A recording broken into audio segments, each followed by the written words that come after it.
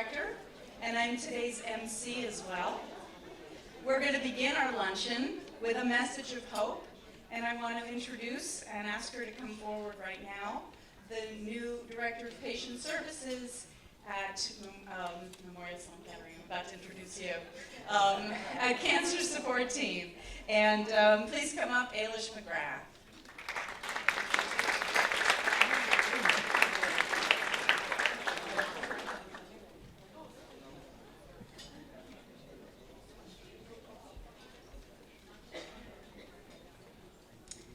On this day, filled with both the pursuit of knowledge and the joy of companionship, we bless this food placed at our tables.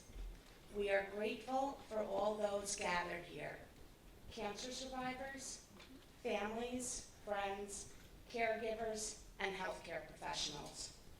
We remind ourselves that in numbers there is strength and courage, hope and caring, and someday for all, a cure. Amen. Amen. Thank you, Ailish.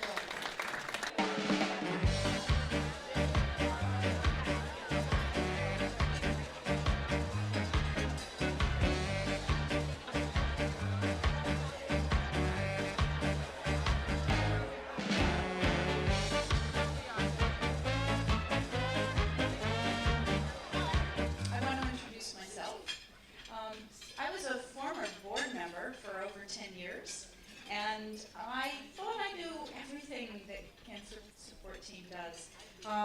But now, being an actual member of the team, it's really deepened my knowledge. It's easy to say CST provides in-home nursing care, patient and family counseling, case management, small financial assistance grants, as well as transportation to treatment appointments. But what does that really mean to our patients? Because we offer our services at no cost, and no one needs to have insurance, we can visit our patients as often as is needed and stay for as long as is necessary. As many of you know, cancer is scary and really confusing. We make sure our patients understand the treatment options, the side effects, the symptoms. We address the financial and emotional issues that arise with every cancer diagnosis. We're partners with our patients, and we make sure they know there's someone they can rely on to answer questions and find answers when others can't. As most of you know, CST was founded in 1978 by Dr. Arnold Wald, a radiation oncologist, and Gail K. Lee, for whom today's event is named. She was a nurse and patient advocate. Today, the team includes 12 amazing people dedicated to our mission to enhance the quality of life for individuals and families affected by cancer who live in southern Westchester at any stage of the disease. CST is a truly unique organization, and I'd like to recognize my staff, the staff of CST. Please stand so everyone here can tell you how remarkable you are.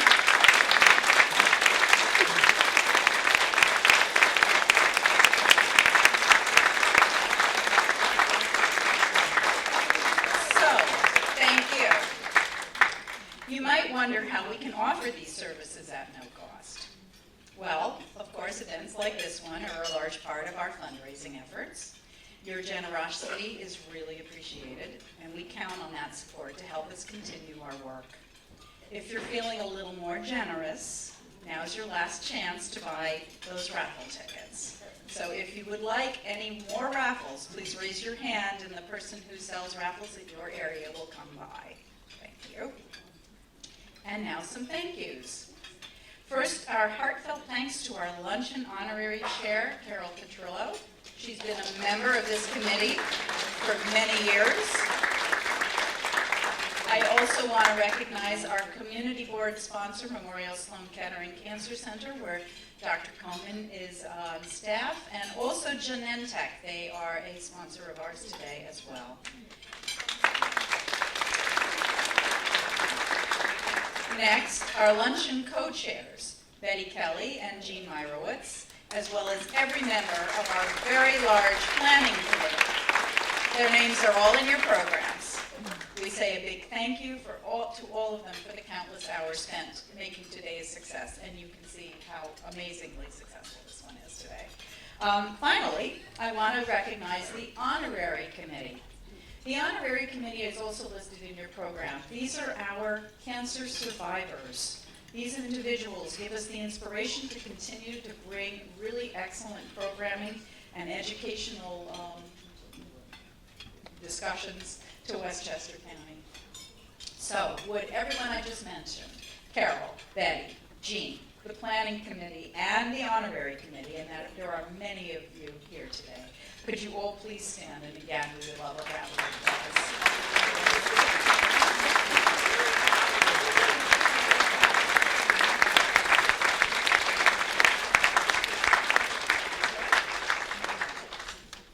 applause. Okay.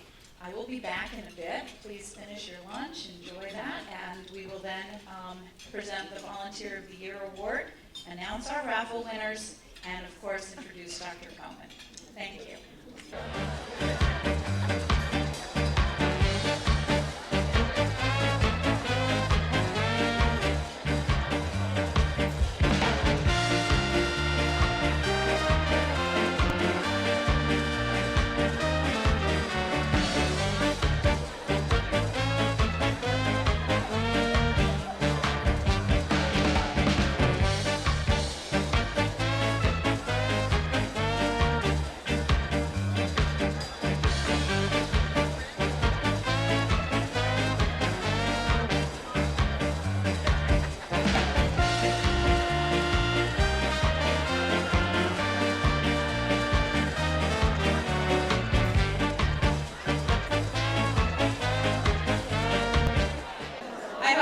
Enjoyed our wonderful lunch, and I definitely want to say thank you to the Scarsdale Golf Club. This was a lovely, lovely venue. I also want to welcome you again to the annual Gail K. Lee 21st annual event. I said that backwards. I'm going to say that again because this is for the video. So I have to do this correctly. Hang on. Welcome to the 21st annual Gail K. Lee Awareness Luncheon. Okay. So the next thing I'm asking is right now for our co-chairs, Betty Kelly and Jean Meyerowitz, to join me, and we're going to present the Volunteer of the Year Award.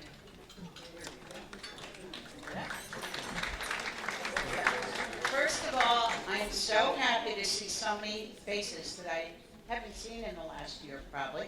It's too bad it takes this to run into people, and I'm very happy to see some young ones here. We need young ones involved. Okay, Cancer Support Team's Volunteer of the Year Award was named in memory of Ruth Lowy, who was a volunteer driver for Cancer Support for 18 years and a longtime member of the Luncheon Planning Committee. She also was a member of Team Cancer Support Team, our swim team for Swim Across America. Ruth was a true friend of Cancer Support, and I'm sure many of you here. I'm privileged to present this year's Ruth Lowy Volunteer of the Year Award to Ray McCarthy. Ray? Step up.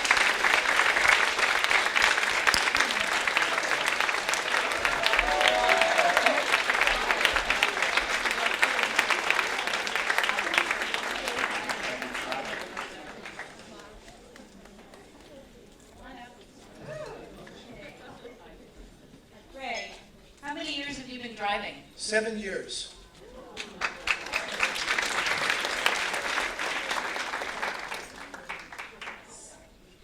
So I'm going to let Betty, I'm unwrapping it. It's wrapped theoretically, yes. Yeah, and we're going to let Betty read. Here, why don't you hold that, Ray? Okay. Cancer Support Team, Ruth Lowy Volunteer of the Year Award, presented to Ray McCarthy October 10th, 2019. Yay, Ray! Thank you very much. Congratulations. So we do rely on our volunteer drivers because they really help fulfill a huge need in this part of the world. Westchester doesn't have enough transportation, especially for people who are older or for people who are ill. And we really try very hard to have rides at no charge to and from both chemo and radiation, and we count on people like Ray. So If anybody wants to talk to me, they're happy to explain why I do it. thank you so much. I think an added benefit, many nice, and I have found this over the years, no matter what you do as a volunteer, many nice relationships are formed between Ray per se and a person that he drives all the time. Very memorable friendships. Okay, thank you, Ray.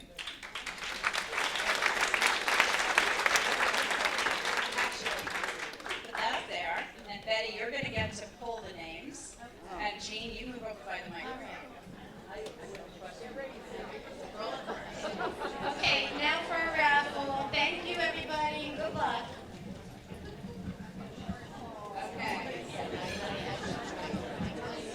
All right, Betty, here we go.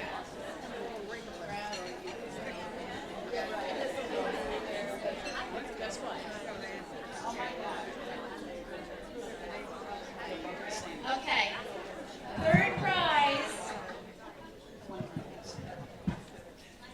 Okay, everybody, third prize, $200 gift certificate to Red Hat on the Hudson in Irvington, New York, goes to Tish Fontanella.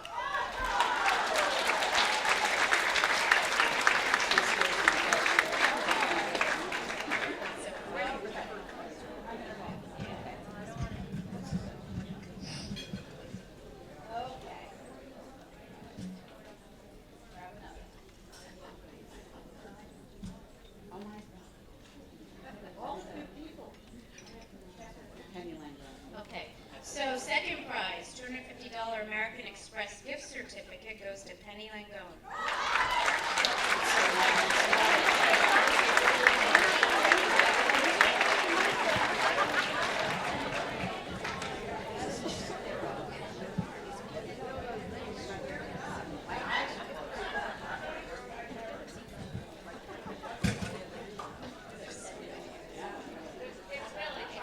It's great. Okay, first prize, and we still have a grand prize after this, so it's not the last one. First prize is the Keshi pearl necklace designed by Mary Shapiro, goes to Judy Boyle.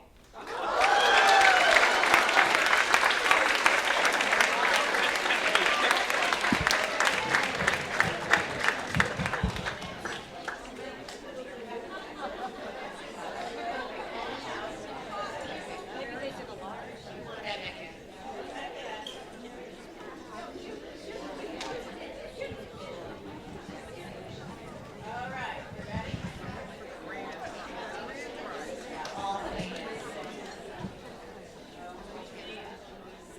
And the grand Okay, the grand prize, one night stay at the White Plains Ritz-Carlton and a gift certificate to their fabulous spa goes to Barbara Baranoff. Did I pronounce that right? Benaroff, sorry, Benaroff.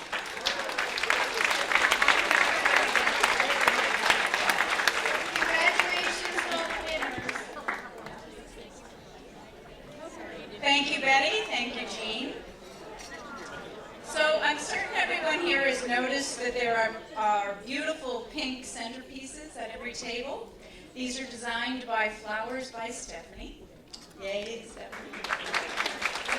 If your birthday, and of course they're in pink in honor of breast cancer awareness. If your birthday is closest to that of Dr. Komen, you get to take home the centerpiece. And Dr. Komen was born on June 3rd. Okay. Finally.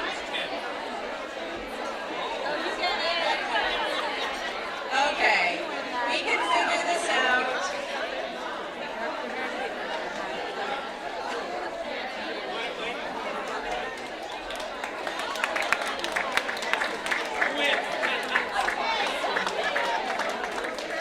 All those June birthdays have a beautiful flower bouquet.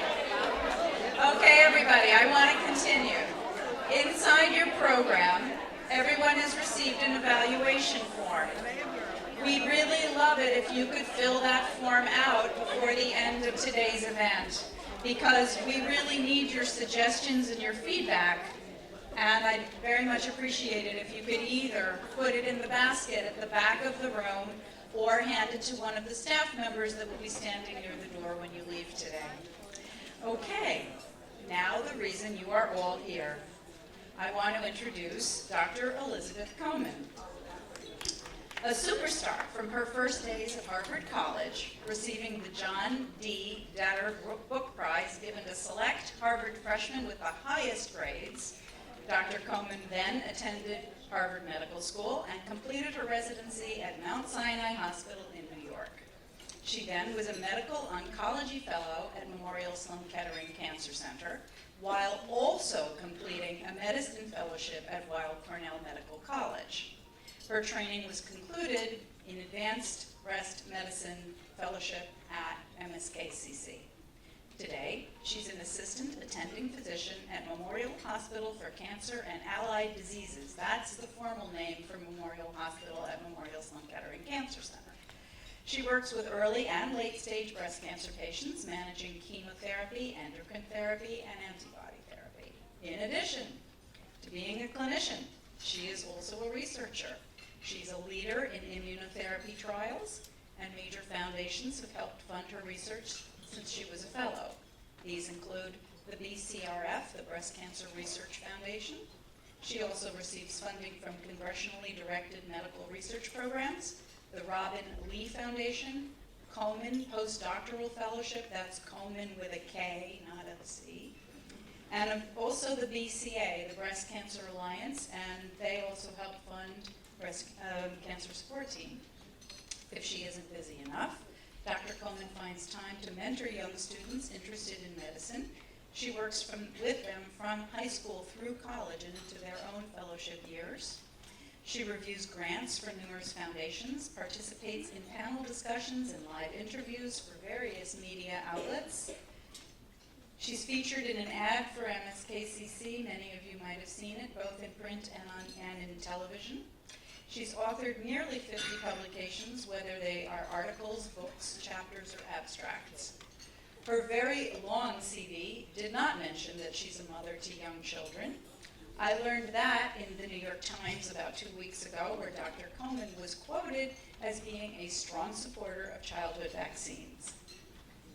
That she found time to be here for this luncheon is truly generous on her part, and we welcome her.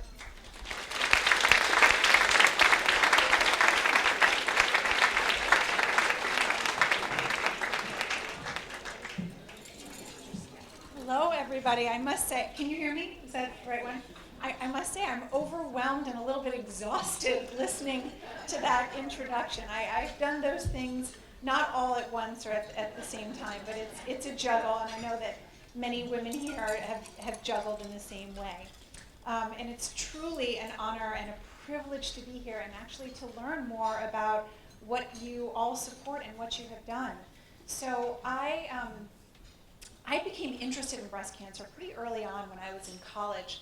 I grew up in a suburb of Boston, and I volunteered at the Dana-Farber Cancer Institute. My mom had a friend who had had breast cancer, and she helped her with her wig, and she helped her go through the treatment. And of course, I sort of watched all of this when I was in high school, and I thought when I was in college it might be interesting to volunteer with cancer patients. So I volunteered at what's called the Friends Boutique at Dana-Farber, and it was really helping women with wigs, with breast prostheses, with other sort of aesthetic issues that they might be going through in the midst of their cancer treatment.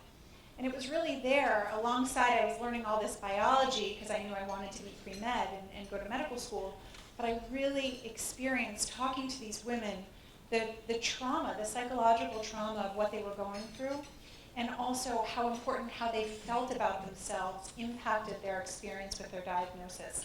At that point, they were actually even doing bone marrow transplants, which no longer is done, for breast cancer patients. And these women were very sick, they were in isolation, but they still wanted to know, when they got out of these isolation rooms, could they have a wig, could they have a scarf, what would that look like on them? And alongside that experience of working with these patients, I had an aunt who ended up being diagnosed with breast cancer.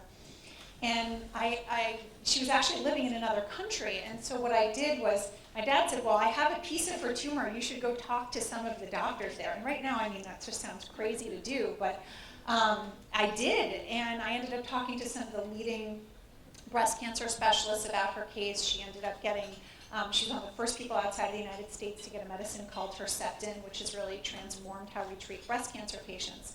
But it was sort of this alliance, unfortunate alliance, of a family member being sick, experiencing this volunteer experience with all of these patients that really drew me to exploring what it would be like to actually become an oncologist.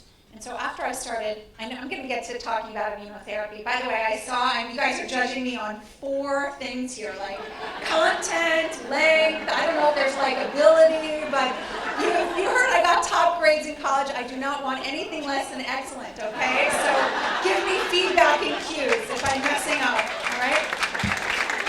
But I have a hard time getting up here and talking to you all without giving you a little bit of sense of where my passion lies and how I got here. So in any case, I ended up working in a lab at Dana-Farber, and as I would go up to work, and I know your daughter works in the lab, which is so, and she's a PhD candidate, which is amazing, and I thought for a long time, well, maybe this is what I want to do. But as I would take the elevator up to where the lab was on the 10th floor, it would always stop on the 9th floor, which is where this boutique was, and I couldn't stop thinking about these women in the waiting room. And that as much as I loved the science and being in the lab, I knew I really wanted to be a doctor and connected with patients and not solely focused in the lab. So as you heard from my CV, I made my way to New York. Originally, I was inspired by Dr. Larry Norton, who I believe has spoken here before. He became my mentor years ago in medical school, and I said, I'm going to find a way to get back to New York and hopefully work with him, and I really do now, which is fantastic. And so much of what we do is related to immunotherapy, which is why I'm here to talk. So a long introduction about that. So what I'd like to do is give you a little bit of a background about the concept of immunotherapy, why it is driving so much about what we think about with respect to breast cancer treatment today and other types of cancers, and how that came to be. So I majored in the history of science, and I think that the background of the immunotherapy story is really just so fascinating. So ironically, it really started, the main work with immunotherapy and cancer started at Memorial Sloan Kettering in the 1890s. There was a surgeon, Dr. Cooley, who noticed that, well, actually it started with a woman named Elizabeth, a patient of his, and Dr. Cooley was a surgeon, and he had this patient, she was 18 years old, and she had an injury to her hand. They thought it was just an injury, she had fallen on it, but it ended up getting biopsied. They thought it was just going to be signs of inflammation, but she ended up having a sarcoma in her hand, and she died of that sarcoma. And he was so moved, sarcoma is a type of cancer, so she ended up dying from that, and he was so moved by this experience to do and find better treatments that it ended up scouring all the records of young patients who had had sarcoma at Memorial Sloan Kettering. And he noticed a pattern that there were some patients that seemed to have survived and done well because they had had an infection that now we would just treat with antibiotics, but back then there were no antibiotics, so these patients got very sick with a certain type of strep infection, and some of them were seemingly cured of their sarcoma. So that spurred the development of something called Cooley's vaccine, or Cooley's toxin, where he would come up with this cocktail of different bacteria, and patients who were sick with sarcomas or other types of cancers, he would give them this infection, and some of them would succumb to the infection, but there were a few people that actually did well and survived their cancer because of this infection. But it became very difficult, as you can imagine, to replicate. We didn't know as much about infections back then, about bacteria. And there were a lot of people that doubted the work. You couldn't really quite prove why and how the infection was curing the cancer. And at the same time, chemotherapy was coming into play, newer technological advances for surgery was coming into play, as was radiation.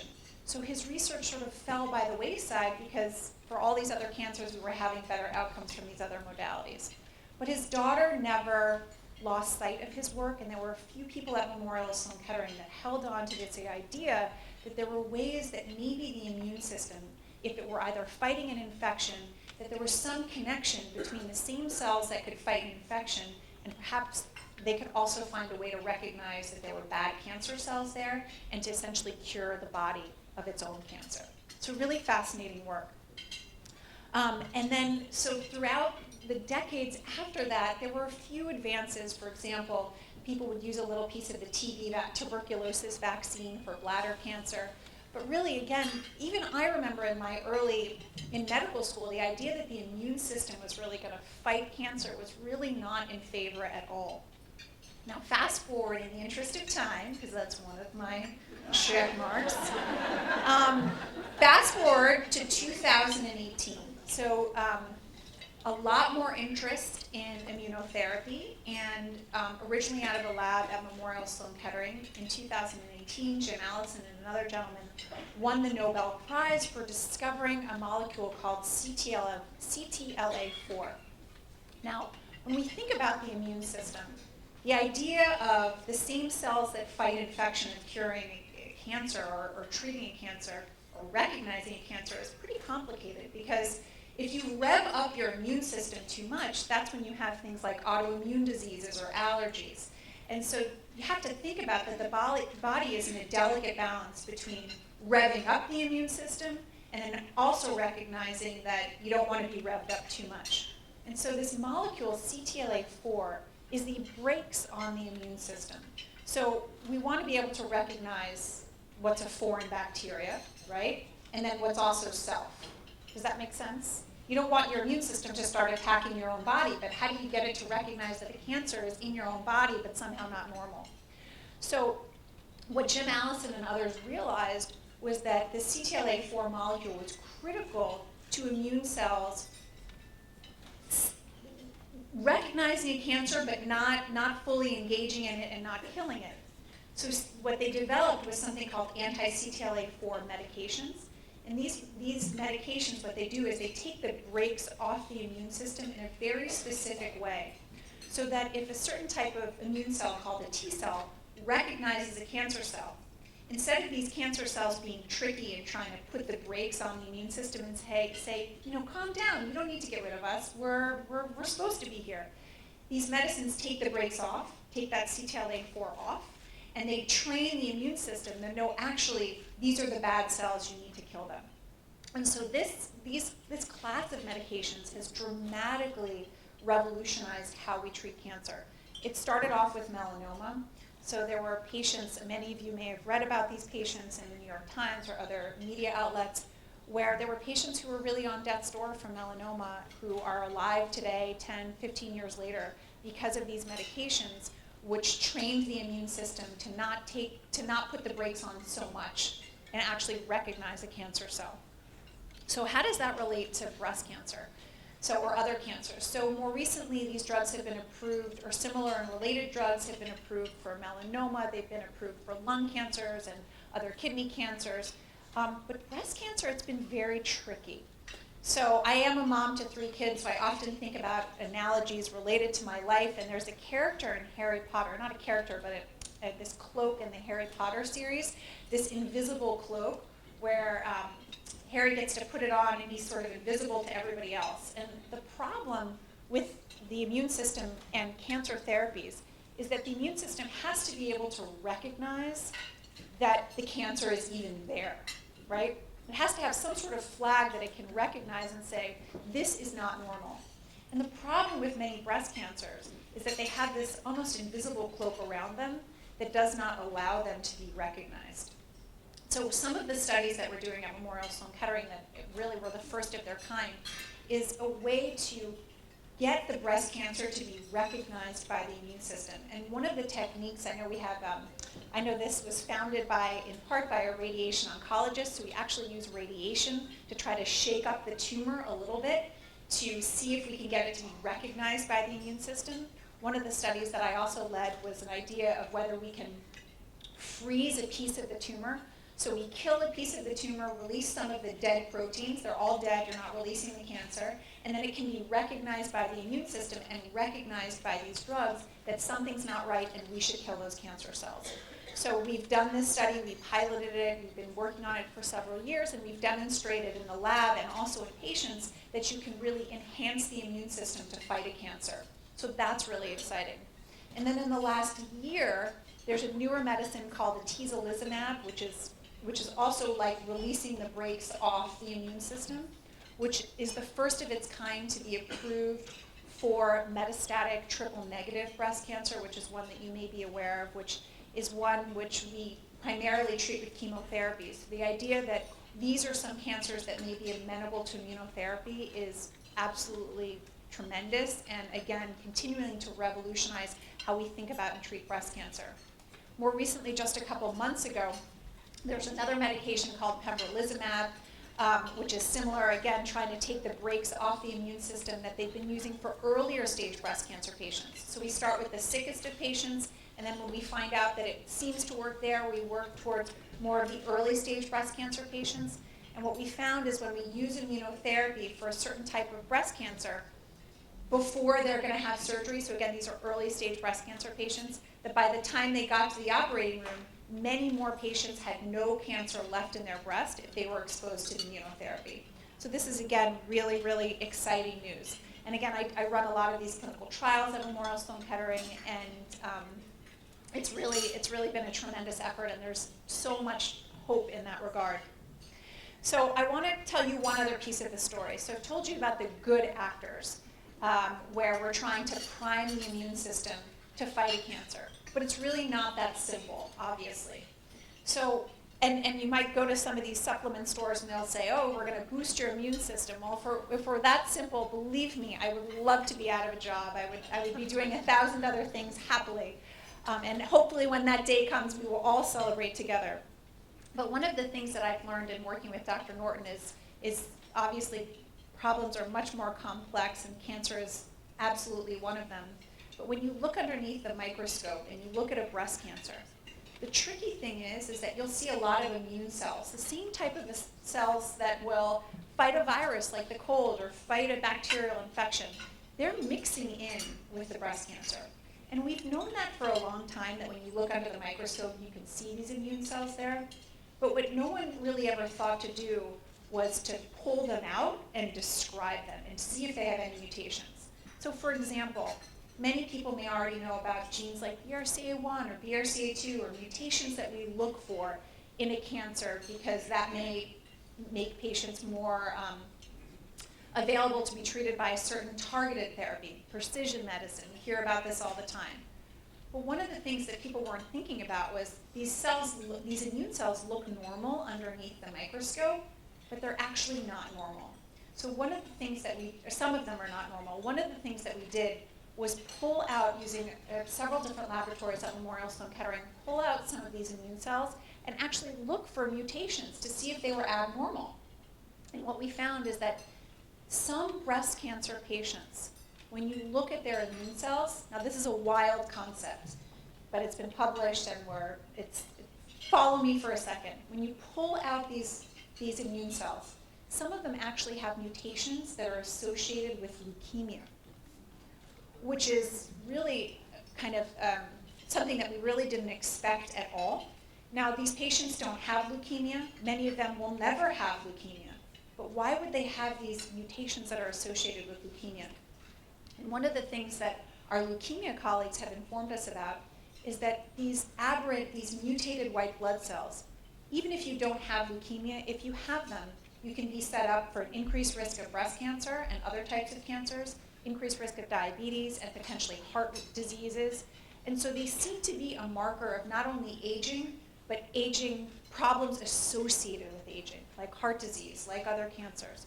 And so this was really a revolutionary paper that we published, because no one expected that these immune cells that look normal, that look like they may even be fighting a cancer, might actually have these mutations that have developed over time.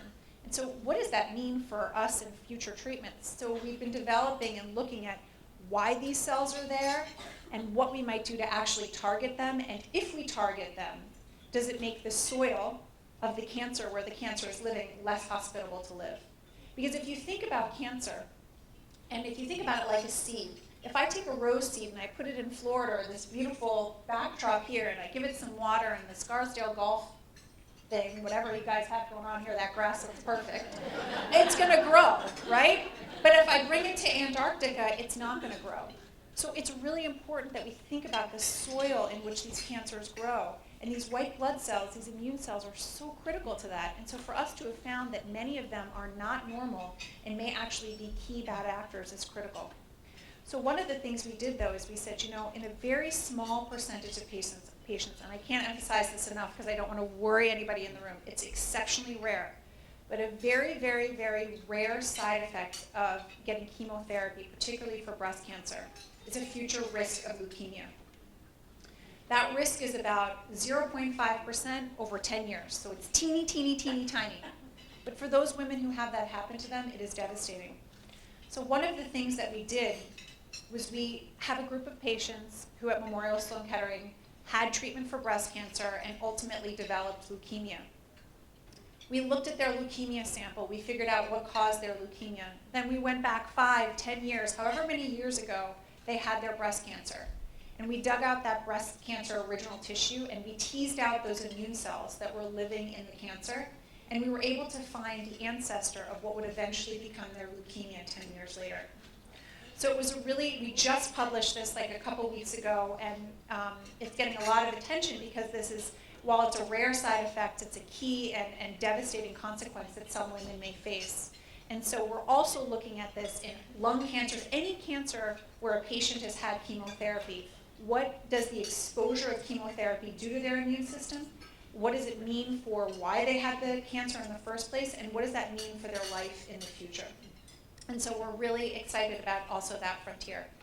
But the metaphor that I like to think about with respect to the concept of immunotherapy, because I've told you about the good parts and the bad parts, is if you think about it, many of you may have seen Tony Soprano, the show The Sopranos, right?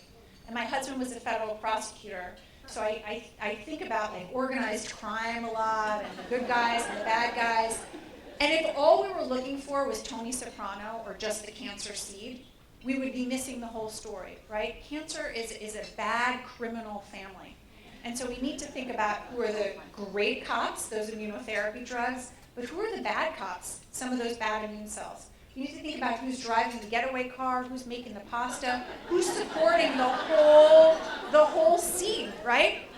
And so that's what this whole field of immunotherapy is looking to do.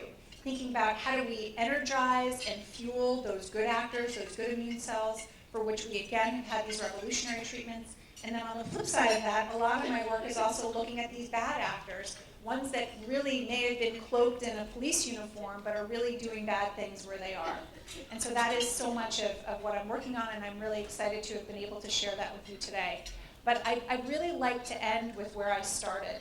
I've really been moved by hearing about everything that you all contribute to, are a part of, volunteer for, the fact that patients don't have to pay anything for the services that they are getting. I work very hard. I do my best in clinic to try to connect with patients, to be there for them, to recognize, as I first started off in this field, that cancer is not just about the biology that I shared with you, but about the people that it lives in and the families that it affects. But at the end of the day, is we need people like you to fill in the gaps, because as great as our doctors are and our nurses are and all our ancillary staff, it's not enough, and we know that. And so I wanted to thank you all for all your support that you do in helping patients' lives and helping families, and I am deeply grateful for that. So thank you very much for your time.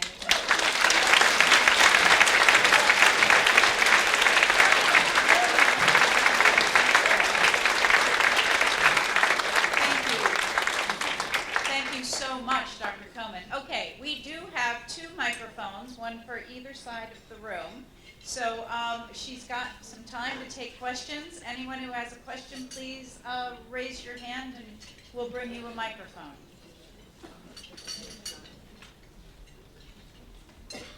I think I see a hand raised, the back over there. Is there, okay?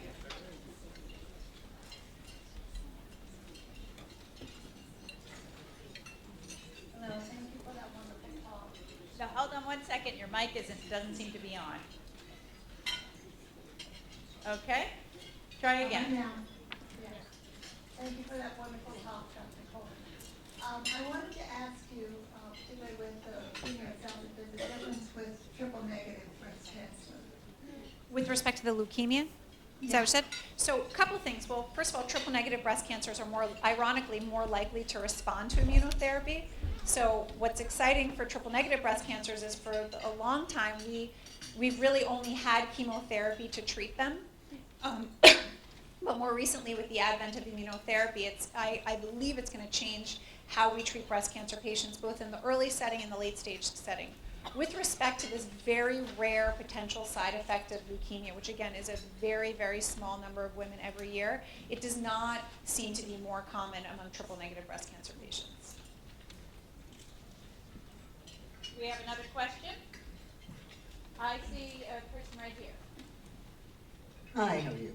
So, what do you think the timeline is on more generalized treatment for like PR positive?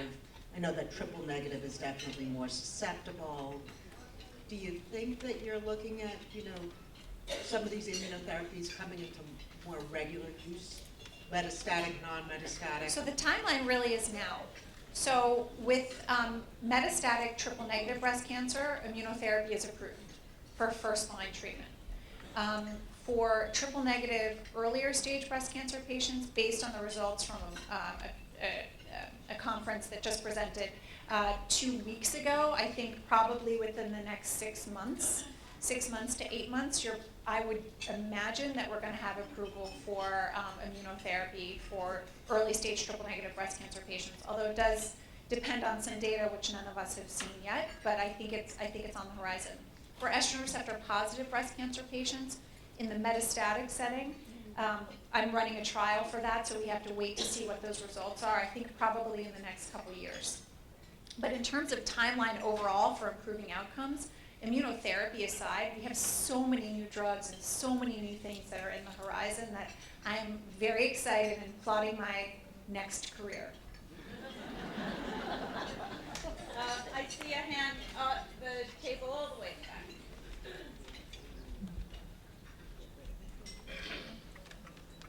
Thank you. How can we get more adults willing to participate in clinical trials so that we can make more progress and improve the treatment and maybe someday find a cure? Excellent question and near to my heart. So research is the reason why we've improved outcomes. We can talk about improved screening, which is part of where research has gone, but in terms of the fact that women and men are still diagnosed with breast cancer and cancer overall, the only way that we can improve outcomes is through science. 100%, that is the answer.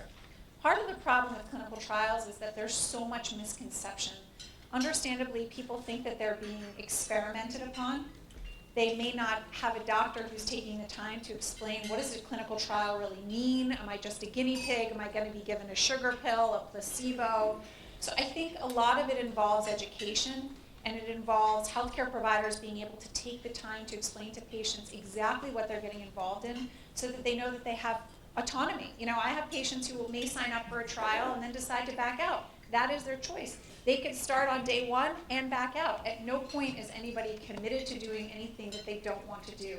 But at the end of the day, these trials are, for many patients, especially with metastatic disease, the only way that we may improve their own outcome. So it's not just benefiting others, but it's probably benefiting themselves too.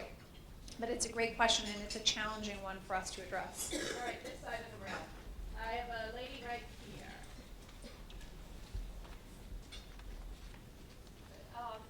Immunotherapy is being used for all different types of cancer. So at Sloan Kettering, is there a crossover or coordination between the different immunotherapy reactions between like breast cancer or bladder cancer? Is there some kind of a coordination, or does it not work that way? When you say coordination, you mean side effects? More scientific discovery and your experiments and your studies. So, excellent question. So we used to be very siloed. The breast cancer people don't talk to the breast cancer people, and lung cancer, we didn't even know who they were. But what we learned is that cancer is less so much about the organ in which it starts as opposed to the way it behaves. So a breast cancer in one patient may be more similar to another patient's lung cancer than another woman with breast cancer. And that's because we're learning more about the biology of cancers.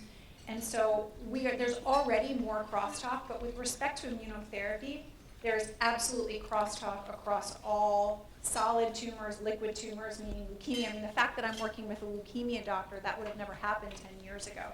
So there's a whole immunotherapy department, and we absolutely all communicate. There's a whole immunotherapy group that runs clinical trials that are often not just for one type of cancer, but the features of the cancer themselves.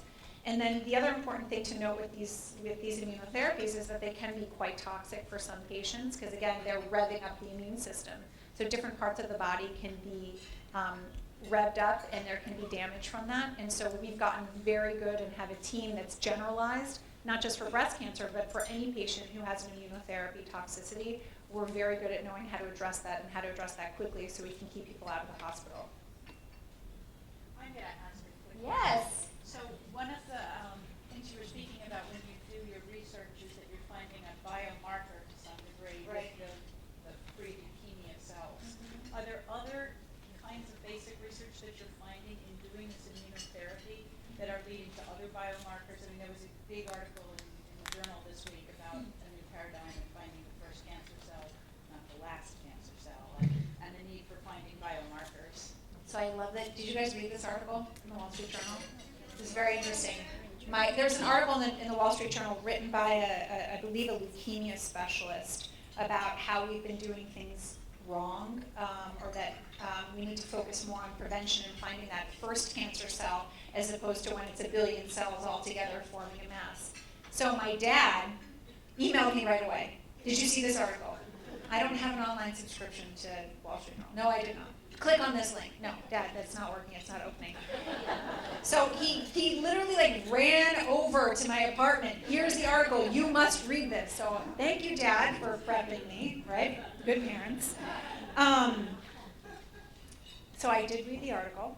And one of the things that we are looking to do, and you mentioned the Breast Cancer Research Foundation, they're funding some of my research in this regard, which is we're trying to develop what we call liquid biopsy, where you can actually take a blood test and detect any shedding DNA from a cancer cell.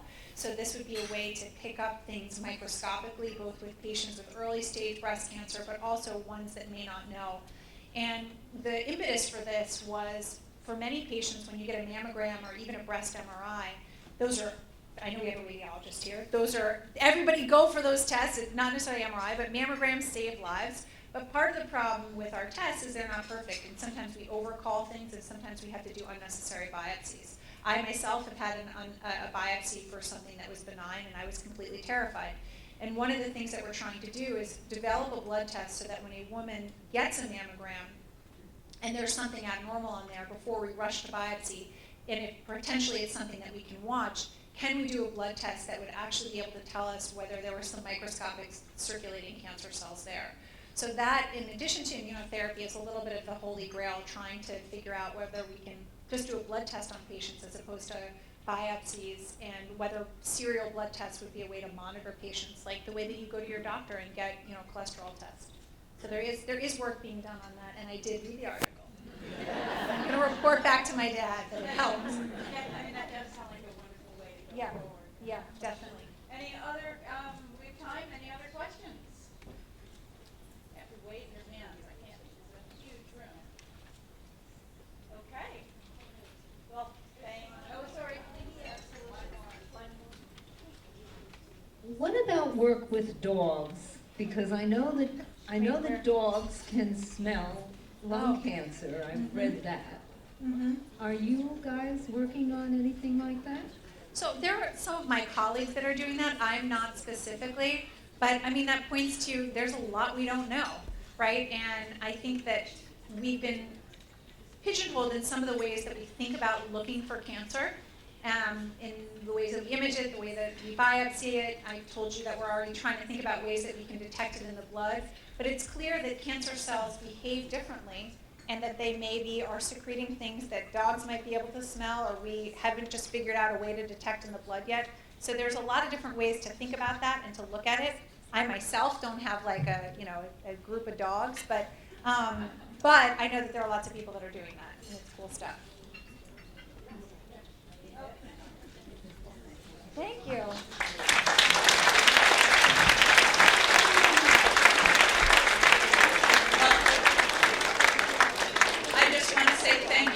much again for everyone being here today. This was a wonderful, wonderful event.